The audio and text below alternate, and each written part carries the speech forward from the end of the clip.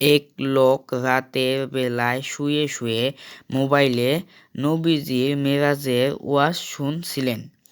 লোকটি ওয়াজ শুনতে শুনতে এক সময় ঘুমিয়ে পড়েন।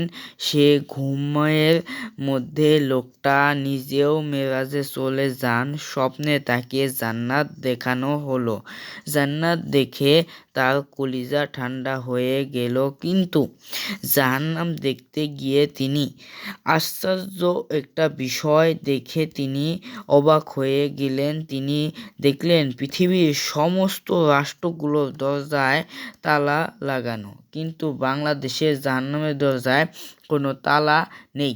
লোকটা বিষয় বিময় হয়ে জাহান্নামের দারোয়ানকে জিজ্ঞাসা করলো, ভাই, পৃথিবীর সমস্ত রাষ্ট্রের জাহান্নামের দরজায় তালা ঝোলানো, কিন্তু বাংলাদেশের জাহান্নামের দরজায় তালা নেই কেন?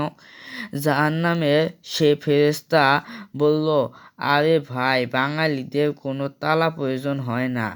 কেউ যদি বাইরে বের হতে চায়, পেছন থেকে 30 জন টেনে ধরে বলে, বেটা তুই কই যাস?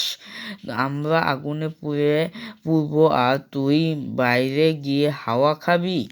এভাবে এরা একজন আরেকজনকে ধরে রাখে, কেউ কাউকে বাইরে যেতে দেয় না।